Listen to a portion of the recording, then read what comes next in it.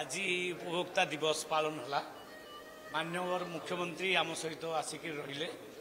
आमको उत्साहित कले उनको बहुत बहुत धन्यवाद। कहूली जे मो भाषण प्रसंग में 24 वर्ष भितर सबु प्रकार व्यवस्था पूरा भुशुड़ी पड़ी। आउ मो डिपार्टमेंट रे जिला वाइज जो स्टाफ रहा कथा स्टाफ भी ना ऑफिस खोलुने माने जो प्रकार गोटे भय रहा कथा बेपारी मान भितर कला बेपारी जो मैंने जो मैंने लोक ठकुंट कंज्यूमर मान भर रहा कथा जो गोटे डिपार्टमेंट अच्छी आमको जगियापी आम चेक करने सेटा ना मु विभिन्न जिला गस्त करुच्ची देखुची जे से स्टाफ ना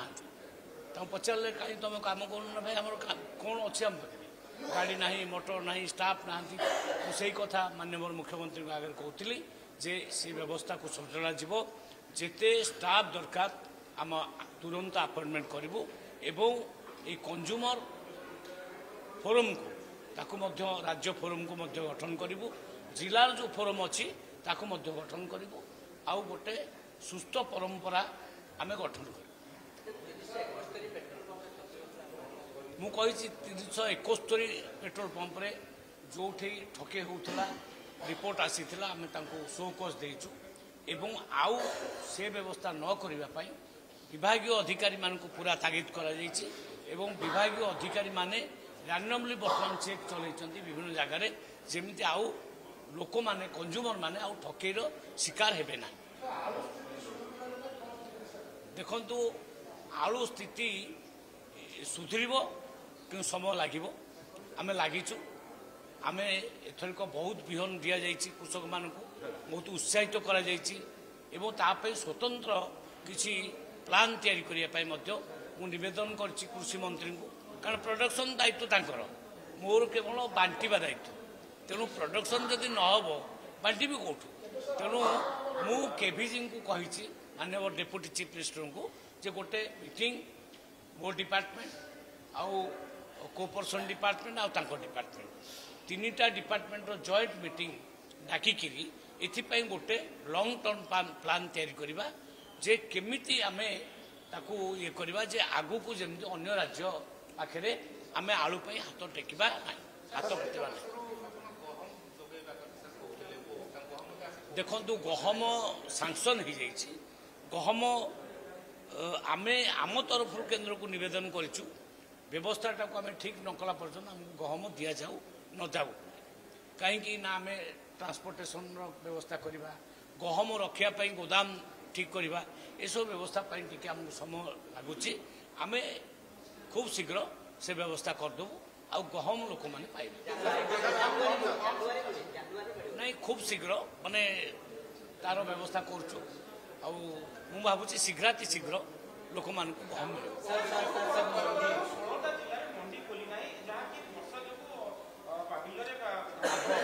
पाग बहुत खराब देला मध्य पुणी भी आज दौर टीवी 24-25 पुणी वर्षा हम तेणु आम सतर्क अच्छु आम कथबार्ता हो माननीय मुख्यमंत्री सहित ए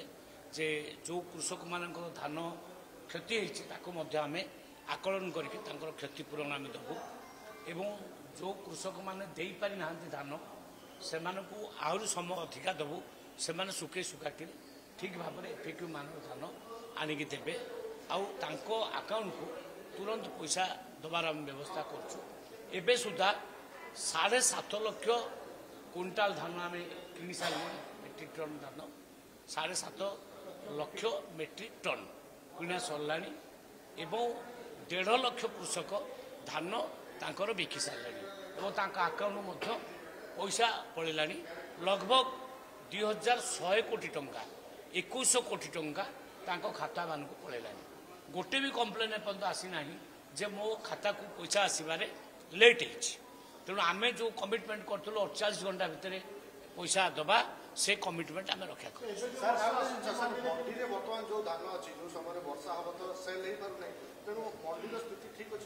आम प्रत्येक कृषकों